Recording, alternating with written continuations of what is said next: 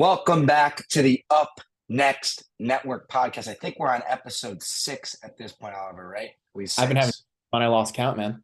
Yeah, too much fun. But we are excited. Week 4 of college football, and what a slate it is. I mean, Oliver, you look through these games. We've got Florida State, Clemson. We've got both of our teams in action today or tomorrow against big time opponents. Colorado, the story of college football. They go on the road to Oregon. We've got UCLA, Utah, Oregon State, Washington State, headlining a bunch of Pac-12 matchups. We've got Iowa, Penn State, prime time whiteout, and then Ohio State, Notre Dame to cap it off on NBC. I mean, what a loaded slate. We'll run through it, but just overarching thoughts, Oliver. Like, what? This is exciting. Oh my God.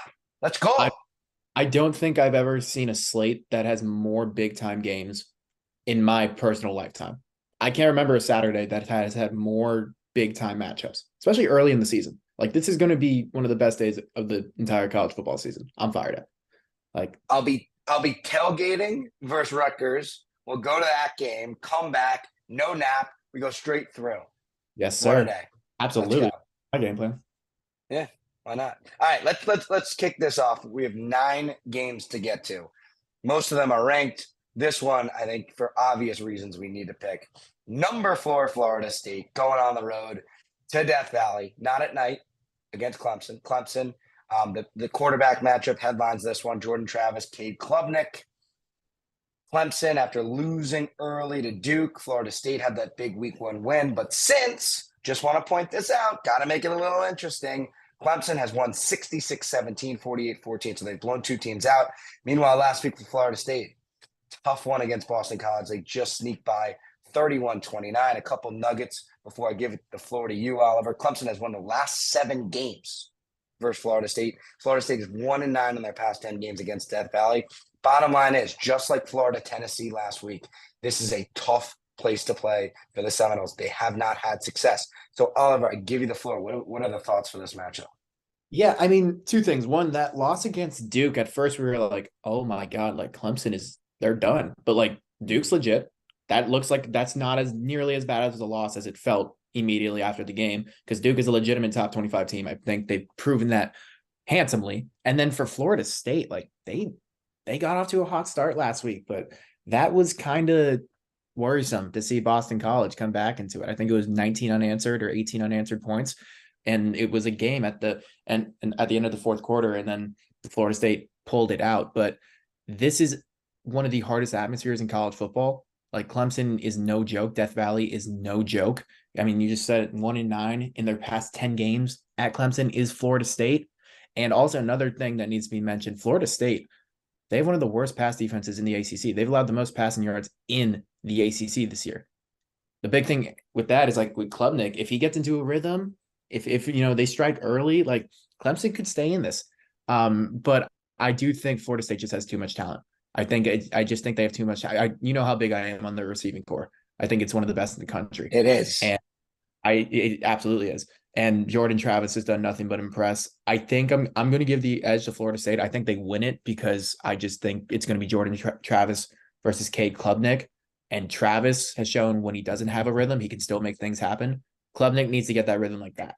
We saw it against Duke. He didn't get into a rhythm. He could barely complete passes. It was a lot of 3rd and long situations. I think Florida State's going to win it because I trust Travis in those crunch time situations more than Cade Klubnik. And, of course, the kicking issues for Clemson as well. They're bringing in a new guy this week. I mean, they've been having too many kicking issues. But I will say just a couple nuggets to throw at you as to why I think this could be close. Again, the success of Clemson at home, obviously. And we go back to that Duke game. We did a podcast after that, and I said, after that game, Clemson – it felt like they dominated the game, but there were just a couple of moments, missed tackles, just things didn't fall their way. And when you get some confidence, and now you're at home, granted it's not a night game, but you're at home.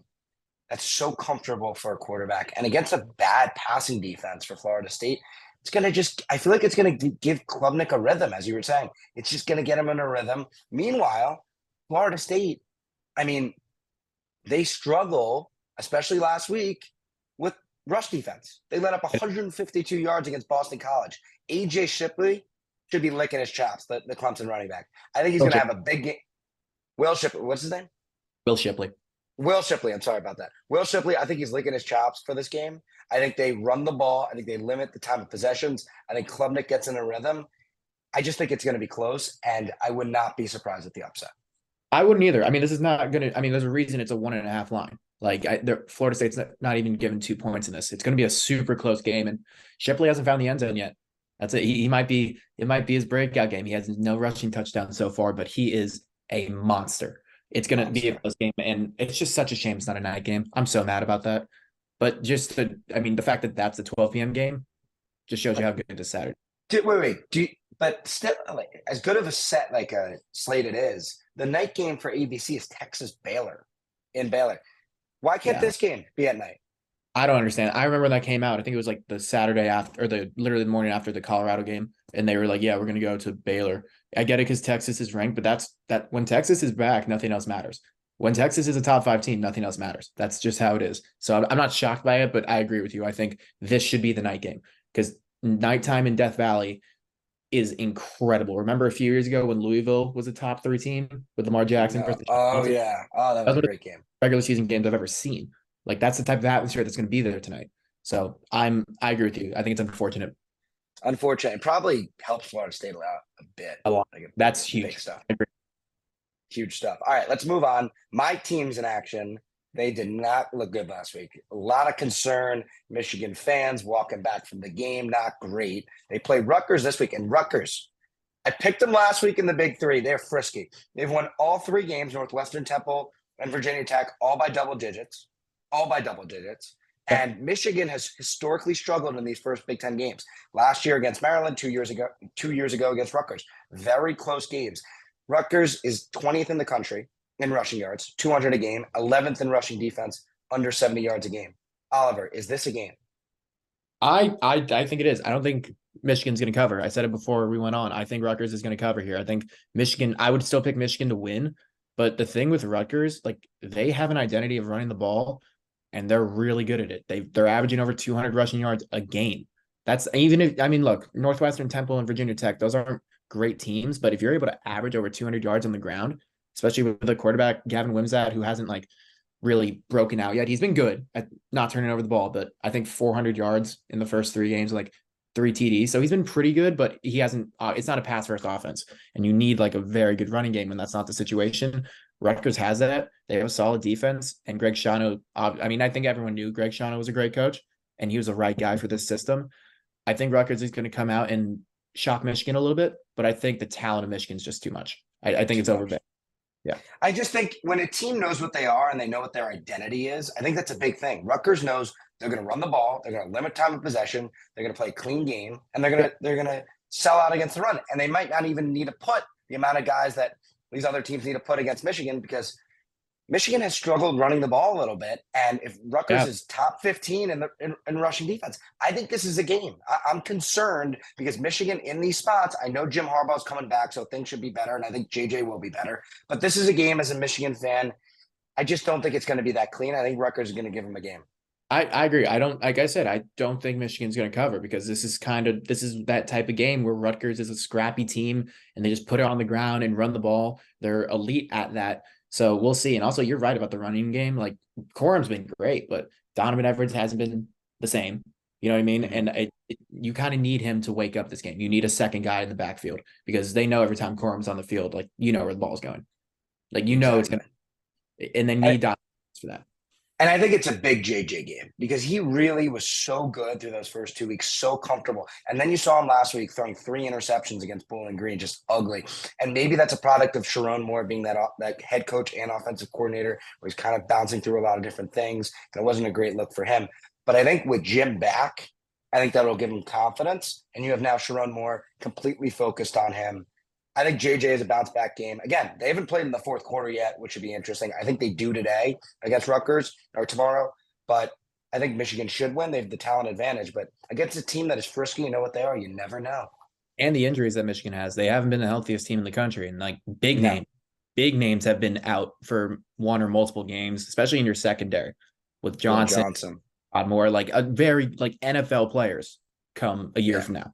So it's going to be interesting to see if Michigan can hold them off. But yeah, I can see this being, I told you, I think I can see this being a 31-17 type of game or something like that. The over-under is 43.5. So I think Vegas expects this game slow, a lot of running. That's I would say it's 40. very low. We were all surprised. 43.5 is low. I think the over is pretty free there. I Pretty feel, free, but you never know. They always know something. yeah, that's true. Vegas does. They do. All right, let's move on. Ole Miss, Alabama, or 3:30 at CBS game. Alabama, of course. The story is the quarterback play. Tyler Buckner was in last week at quarterback against South Florida. He struggled after Jalen Milroe, not great against Texas. Jalen Milroe is now back. Lane Kiffin talking crap all week. To me, this feels like an Alabama bounce back spot, but Oliver, I know you have other ideas. I think Ole Miss wins it. I think Ole Miss is going to come down there and win. And it's not, look, I think Jalen Milroe's, I know people are saying like he's horrible. He's not that good because he struggled against Texas. He's a very good quarterback. I think he just had one bad game and it was the most watched game in the country that week. So I think people are just giving him a little bit more of a hard time than they should. He's definitely the most athletic player on the field, no matter who's out there. He can make plays on his own, even if there's nothing downfield. So I think it's going to be a close game. I told you that I think -7. I think it's too many points to give Alabama. I understand why they're favored, but 7 to me is too much. I think Ole Miss is definitely going to cover that +7. It's going to come down to the wire. And the big thing for me, Jackson Dart has been phenomenal this year. He has just been he's been everything you could ask for. He leads the team in rushing, and obviously he's their QB1, but he leads the team in rushing. He's been a dual threat guy. So and they also have one of the best running backs in the country in Judkins, who's a monster in his own right. I think this is the type of game that Ole Miss can go out there and win because they have so many weapons. Lane Kiffin, is obviously motivated because anytime he plays Saban, every time he plays, I think they're going to be motivated. I think Ole Miss right now can pull this off. I think they're going to win it. The number 4 scoring offense, so they can certainly put points up. I think this game come down to I think Alabama is going to come in and say, we're going to take the ball out of this passing offense. We're not going to throw the ball crazy. We're going to run the ball. We're going to control the clock. We're going to use the crowd. We're going to use our offensive line. And Ole Miss, they're 64th in the country so far in defense against the rush. If they can hold up, which is a big if, then I think they have the advantage. But I think Alabama in this game, I think especially in that second half, they run the ball, they get back to their bread and butter, read options, all of that. I like Bama to win. The only thing is Milroe does have a turnover issue when he scrambles. And I think the big thing with him, with Ole Miss, they got to make sure he doesn't have time to scramble. I think there's going to be a lot of play action in this game, a lot of Milroe rolling, because when he can create space and create plays, that's when he's at his best. It's not when he's just sitting in the pocket waiting for things to happen. It's when he's able to go on the run and make things happen. But with that, if you're always on the run or if you're always rolling and you're throwing across your body or over the middle of the field, that leads to interceptions and completions. That leads to 3rd and long situations a lot of the time. And if he's not sharp, that's going to be kind of a challenging thing for him to be able to make that, have Alabama, number one, get the lead and then maintain it, because Ole Miss can put up points like that. So I think that's going to be the biggest question is if he can keep the ball in his hands, time of possession for Alabama, because that's the one thing with Ole Miss. Don't give them time to score. And if he can limit the turnovers. But with his playing style, I think it's kind of hard to do that. So that's why I think Ole Miss is a big opportunity for them. And I think +7 is ridiculous. Yeah, I was just about to say, they're Alabama, the number 13 team in the country. They're -7. How weird is that? First off, the 13, number 13 next to their name. I would, if I was a betting man, again, I would hammer +7. I just think that's like way too many points to be giving Alabama. And that's the Bama bias. They're like, that's the thing. Like, they're going to give it to Alabama. But yeah, Ole Miss +7, that to me, that's free. And this week, and it's so interesting just looking at these matchups, it's a lot of old guard versus new guard. Florida State, Clemson, the old guard of old guard of Clemson. Alabama, Ole Miss, the old guard of Alabama versus the new guard of Ole Miss. This is just such an interesting week. And even in this matchup, 2 teams probably not making the playoff at this point, or not playoff-worthy teams yet. Still just going to be awesome. All right, let's move on. Your team, they go to Michigan State, and Michigan State is struggling. I mean, yeah. They let up 713 yards of total offense. 713. Yeah, no, that's not great. That's not a winning formula. No Mel Tucker, right? And I feel like last week, and I took Washington in my big 3, and well, we can get into Washington later. We know we all love that prediction. But to me, this is Talila. Or how did I pronounce it correctly? What is it? Talia. Talia. Talia. Talia. I There you think go. this is a game where he can really get going. I mean, Michael Penix had 473 passing yards. I think Talia. How do I pronounce? I can't Yeah. pronounce. Talia. Talia. There you go. Talia. I think he's going to have a big game, and I think Maryland rolls. Yeah, here's the thing with Maryland. They just don't start off well. They've had back-to-back weeks against Charlotte. They went down 14-0 literally in the first 5 minutes. And then they scored 38 straight. Last week against Virginia, they went down 14-0. They scored 42 unanswered. That's crazy. Blew the doors off them. And this defense for Maryland, that's the thing that no one's really talking about. This is a legitimate defense for the Terps. They've looked fantastic over the first 3 weeks. Like looking back at Charlotte, that 14-0 deficit, one of those touchdowns was a pick six. So really, it was only 7 points given up until the very end when the second and third stringers ran. I think Talia was pulled in the middle of the third, so I don't really count that last touchdown against Charlotte. And then last week, again, 14-0, and then second half, shut them out. They had 4 straight drives where they forced a turnover in the fourth quarter. 3 of them were picks. One was a fumble recovery. 2 of those picks was Tarheeb Still, who's really coming on strong, filling the shoes of Deontay Banks. But they look really good. And then offensively, there's weapons everywhere. Roman Hemby's one of the best running backs in the Big Ten. I think he showed that plenty this year, and he showed it last year as well. Talia, I mean, if he has one of the prettiest spirals in the Big Ten. I mean, he threw one ball to Jayshon Jones rolling to his right on a play action, and it was just right in the wickets. It was beautiful. I agree with you. I think Maryland covers and they win. Yeah, they should roll. All right, because we don't need to go too much into that. We think both of us think Maryland's going to win. This is the game that everyone's looking forward to, aside from the night game. Colorado, no Travis Hunter, but they might return their back, McCaskill, coming in from the transfer from Houston. At number 10, Oregon, the number 2 scoring offense in the country. Bo Nix, Shadur Sanders, quarterback matchup is unbelievable. Dion, whew, what a game. Yeah, I think the big thing, though, with Colorado is they have not been into a arena like Autzen. Like, obviously, TCU was rocking week 1, but Oregon at home is different. This is one of the loudest stadiums in the country. It is one of the best atmospheres in the country, similar to how we talked about Death Valley for Clemson. Mm-hmm. Oregon, like, they are a great team. You just said one of the best offenses in the country. I definitely have Oregon winning. I think, Bo Nix is a future NFL quarterback. I love him. I'm a huge Dan Lanning guy.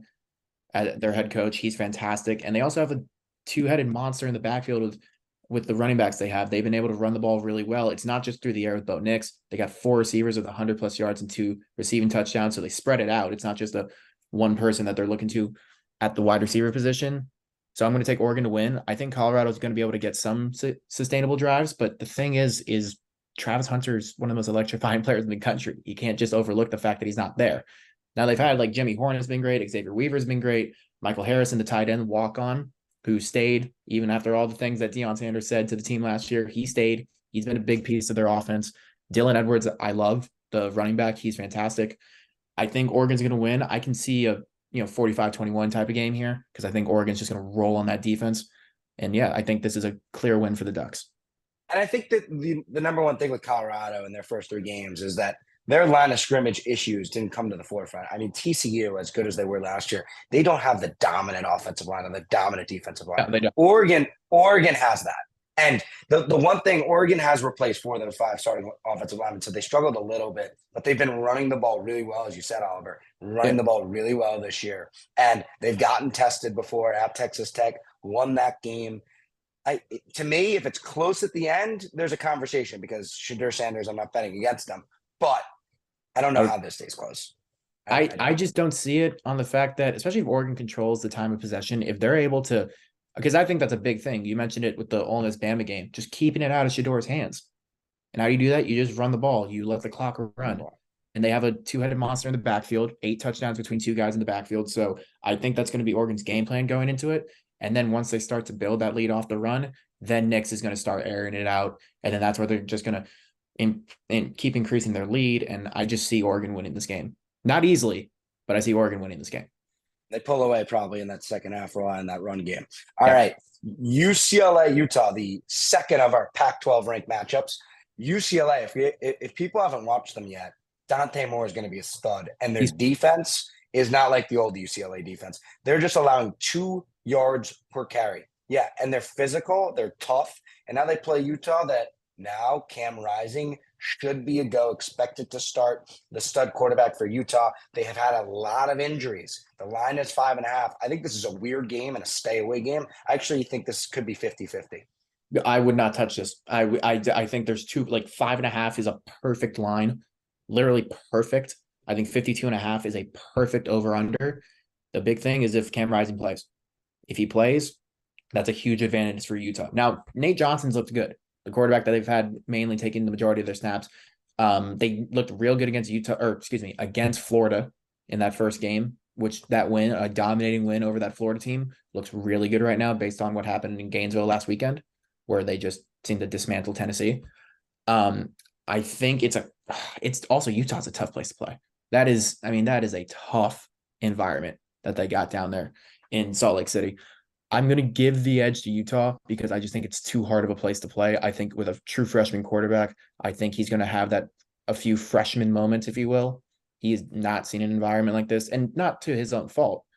There's just going to be some regression in your freshman season or your first season starting. It just happens. And I think this is a game that Utah can take advantage of that. Great defense, great running game for the Utes as well. I would take Utah to win. Yeah, no, Utah definitely has an advantage, and that's why they're favored. But I think there's some things that we just don't know, and one of those is the injuries. Like if Utah's hurt and UCLA somehow wins the line of scrimmage or doesn't even get pushed around, and Dante Moore can just make a couple plays and they keep the ball out of his hands, run the ball a little bit, then I think it could be where UCLA can maybe sneak up on him. And Cam Rising, again, he's expected to start. There's going to be some he's got to get comfortable. There's going to be some rust that he has to work through. If UCLA can hold their own against the run, I think this game goes into the third and fourth quarter. And that's what the line is telling you. And they're not going to be scared. It's not like Florida where they were just kind of overwhelmed. Graham Mertz, Billy Napier first start together. This doesn't feel like that. UCLA with Chip Kelly, they're going to play with an edge. They've been playing with an edge all year. And I think I don't know. This game feels weird. It's going to be, I think, like I said, 5.5 is a perfect line here. If it was, 2017 heading into the fourth, I wouldn't be shocked. I mean, this UCLA team is very legit. Dante Moore is really, really legit. Like really legit.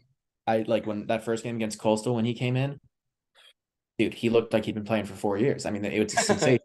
Like this is a kid who's going to be in the Heisman talks next year. Easily. Could be in it this year. Who knows? If he balls out, who knows? But I think Utah's going to cover, and I think they're going to win only because I think they're going to pull away in the fourth once Cam Rising, if he's in that veteran experience. If not, Utah has so many weapons that they can use, and Nate Johnson's a great dual threat. I think it's a little bit too much for UCLA. I think it's going to be a close game, but I have Utah winning. I could see a 24-14 or a 28-17 close game, but I think Utah may pulls away late in the fourth. I like that. And I will say we got to give credit to where credit is due. Chip Kelly, what a coaching job. I mean, this team lost their starting quarterback for 4 or 5 years. Yeah, and DTR. then DTR gone. And Charbonnet, they're starting running back. And they just replenished. And to get a kid like Dante Moore comfortable and in the game already, I think is a big win for UCLA. And that program, to me, is on a linear trajectory going up. I love the way he's coached. And really the Pac, I just keep getting back to it. There's so many good coaches and there's so many good quarterbacks, and it's falling apart. It's almost like someone said that the Pac-12 would be the best conference in the country and then got laughed at. Do you remember what? Yeah. Remember who said that? I remember. That was me. I said that. All right. They'd be the best conference in the country, and you laughed me off this Zoom. No, they are the best in the country. We'll see. It's just we're 3 weeks in. All right. Oregon State, Washington, the third Pac-12 ranked matchup. And these two brands, not the biggest, fine. Yeah. Oregon State knows what they are. They love to run the ball. They play good defense, solid team. I think Washington State, people don't know a lot about. They beat Wisconsin at home. They went to Colorado State, the team that played Colorado last week in overtime, crushed them 50-24. Cam Ward, 15th in QBR, 986 yards, 9 touchdowns, no picks through 3 games. He's been unbelievable. And their defensive line is pretty good. Oregon State probably has more talent, but I think the quarterback advantage lies with Washington State. If I'm a betting man, I circle this game. I think Washington State surprises some people and they win this game outright. They're 3-point underdogs, by the way, at home. I told you I was kind of shocked by that. I mean the fact that it's not. I figured more of like a 1.5 line, similar to the Florida State Clemson game. I'm a big Washington State's a very good team. Like they're a Cam Ward. I mean he has really come on this year, and playing in Washington State, that's another great atmosphere.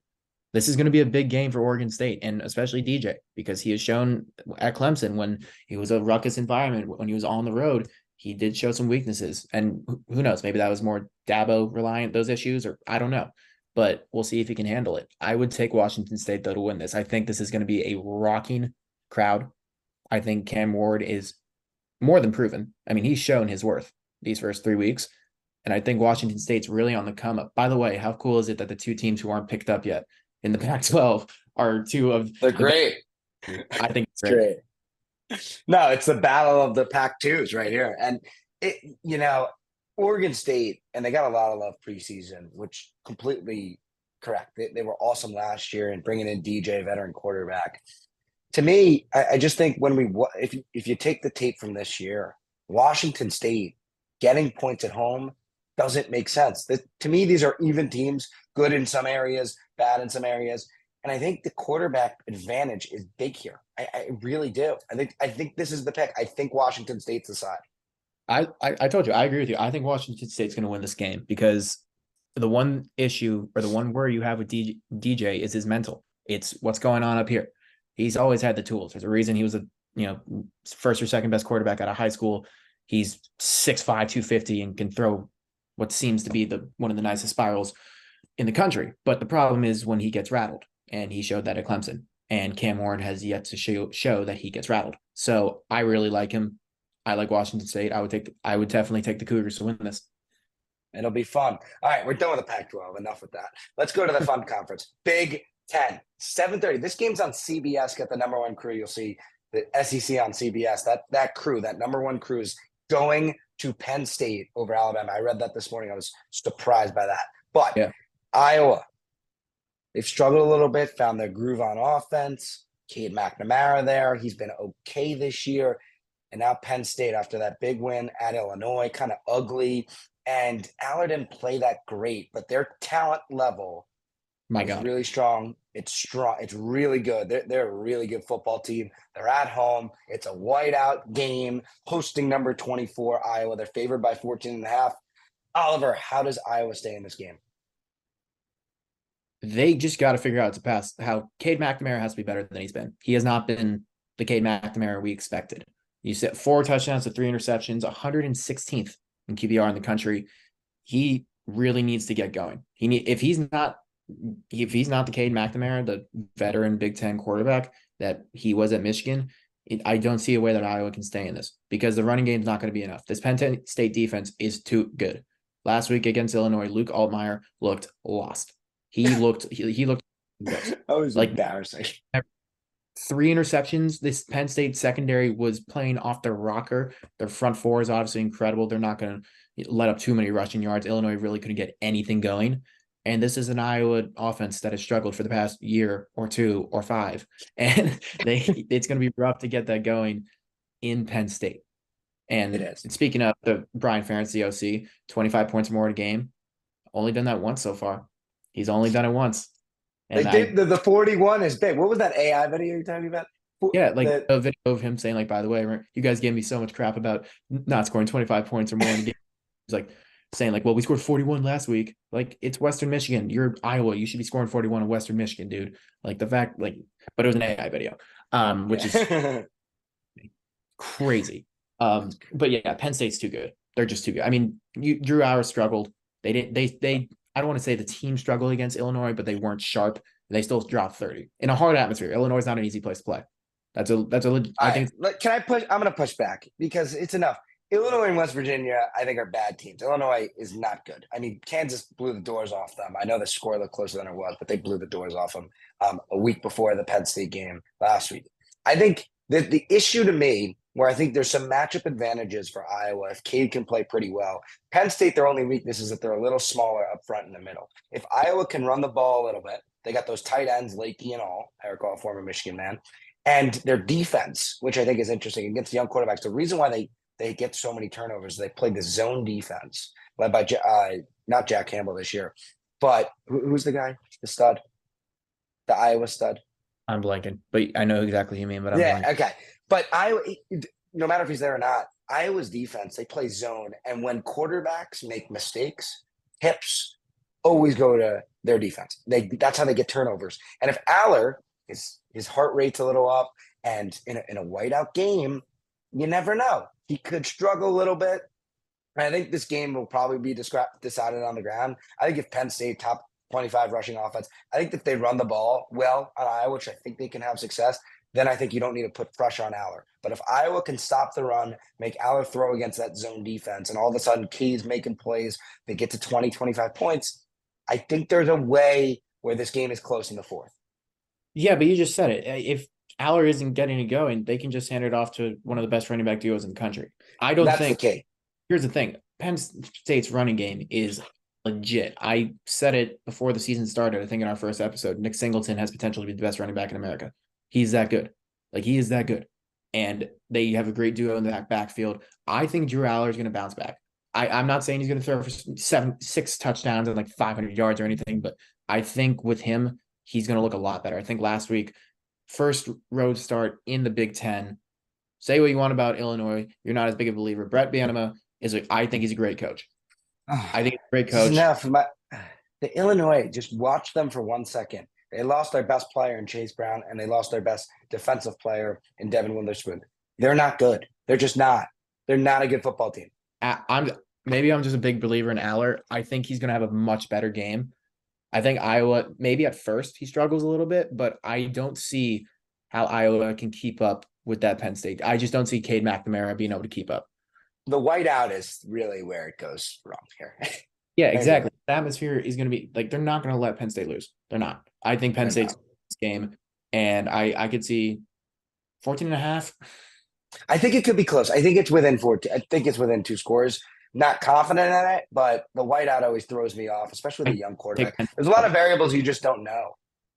By the way, 39.5 is ridiculous over under. That's another one. 30, I mean, what? 39.5. It's low scoring this week. I disagree with that. I think Penn State's going to cover that 14.5, and I think they're going to win. I don't think I'm going to keep up. It's fair. All right. The game of the week. We finally hit it. Number 6, Ohio State at number 9, Notre Dame. I mean, for Notre Dame, Sam Hartman. Unbelievable so far for Notre Dame. He's improved that offensive line, the run game, the passing game. Everything about Notre Dame has been awesome this year. They beat Navy. They beat Tennessee State. They went to NC State, a pretty good team, blew the doors off them in the second half in a weather game. And then they beat Central Michigan. Meanwhile, for Ohio State, and I think people are kind of off of them. They've been kind of falling in the rankings. And even as a Michigan fan, Ohio State from week 1 against Indiana to now week 3 against Western Kentucky and now week 4, they've gotten better. They found a run game. They started pressuring the quarterback a little bit last week. JT and Sawyer, 13 pressures combined between the two. The big thing will be Kyle McCord. Can he do something on the road? I don't know. But I think this game has the potential to be close to the end. I think it's probably the best game, probably, of the 2023 college football season so far. I would 100% agree with that. 6 versus 9. These are 2 teams that could be in the college football playoff. Like, this is 2 quarterbacks that are great talents, but you said it with McCord. This is at Notre Dame. This isn't even just the first road start. This is at Notre Dame. This is one of the best, most well-rounded teams in the country. They seemingly don't have a lot of weaknesses. Sam Hartman's been incredible.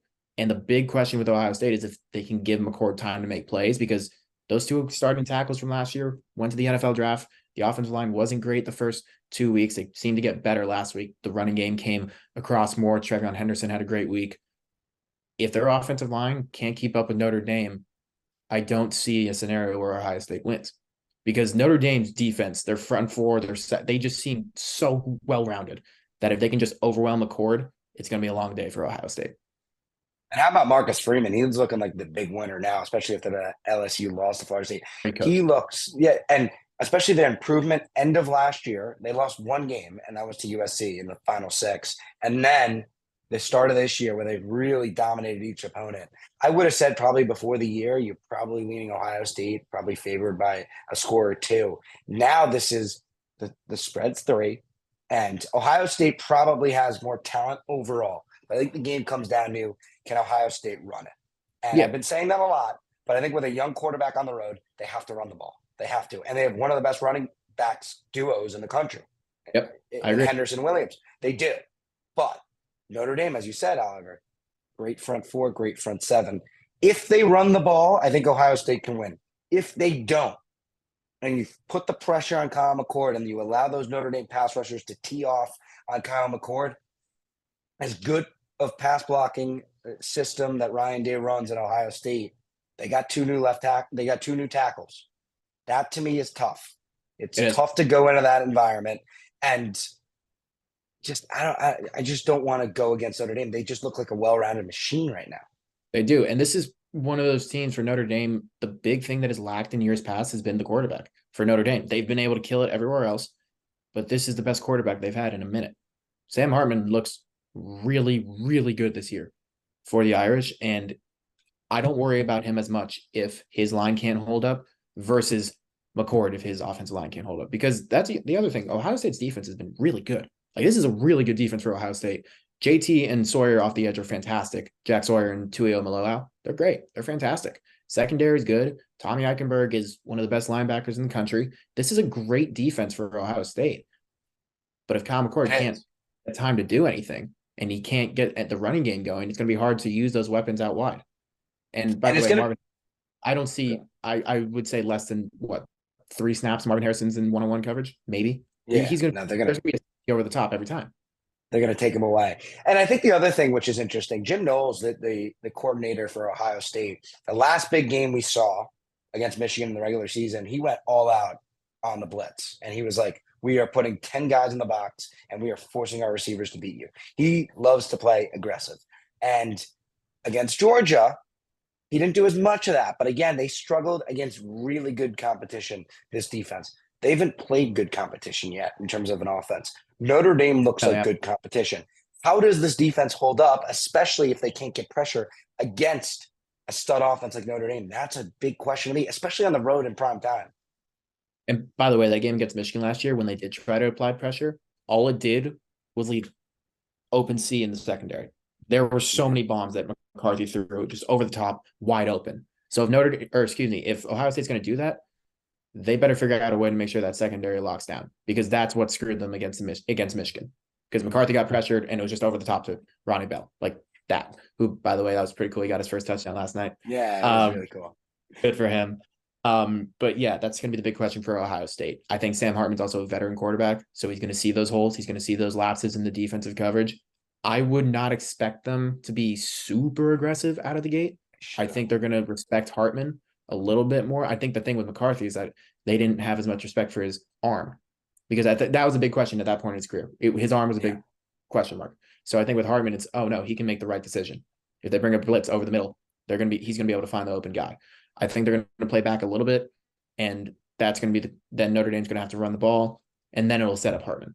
I think Notre Dame's going to win though, because I think they're the better team. I agree with you. They're the better overall team. I don't know if they're overall better, but I think at this point in the year, it's Kyle McCord's third start. If they can't run the ball, I just think it's tough. And meanwhile, I could see Ohio State's offensive line and defensive line kind of imposing their will too, because they have more talent in terms of 5-star talent on both those sides. Like if JT and Sawyer and Eichenberg come out to play and are aggressive downhill, stopping the run, forcing Hartman to throw in a tight coverage, and they don't need a brain pressure, and Jim Knowles can sit 7 back in the defense, then I think it's a completely different game. But I don't see – I just – if I had to see one of those futures, I would see the fact that McCord struggles a little bit. They're going to try to run the ball, and if Notre Dame can stop the run and force McCord to throw, and they're going to triple team Harrison, to me, I trust the veteran quarterback at home, but I could be wrong. Yeah, no, I mean, talent-wise, Ohio State's more talented team. That's not what I meant when I said bet. Like, Ohio State's one of the most talented in the country. They might have the best roster in the country. Like, they're that talented. But Notre Dame has been one of the most well-oiled machines in the first 3 weeks. Every game, every fast offense, defense, special teams, just clicking. just playing together, playing in unison, in as one. It just looks fantastic. I'm a big Marcus Freeman guy. All right, Sam Hartman's been incredible. This atmosphere is going to be crazy because Notre Dame is one of the hardest places to play in the country. And I think they're going to be able to pull it off. I think I was kind of shocked again. 3 points. That's a little bit That's it. shocking. I would figure You Notre got- Dame. You thought Notre Dame should have been favored, right? Yeah. No, for sure. I That's mean, what I thought. I was a little shocked by that, but we'll see. Maybe I'm wrong. We will see. And by the way, before we end, the suit is for a senior portrait, not for this. That's number one. And number two, I think we're going to be sitting here Monday and we're going to be like, holy crap, what a week it was. Because there are really some awesome matchups. It starts the appetizers, Florida State, Clemson. The main course or whatever is those 3 really good games at 3:30 with the Ole Miss, Alabama, your Colorado, Oregon, and then your UCLA, Utah. And then the final course, I mean, Ohio State, Notre Dame, Iowa, Penn State, unreal. The NCAA did an amazing job. Like the 3:30 slot is going to be bonkers. Awesome. Like it's going to be unbelievable. Like I don't know how this happened. I'm not going to question it. I'm grateful. I'm going to be on my couch all day. It's going to be made like 3:30, like 8. Like I'm not talking to anyone. I'm going to be on the couch, like just watching these games. I'm going to get the YouTube TV set up with the 4 screens. I'm going to get that going. Smart. Yeah, love that. Good call. You beat Michigan State. That's going to be sick. 4-0. Like we're going to look good, man. It's going to be good.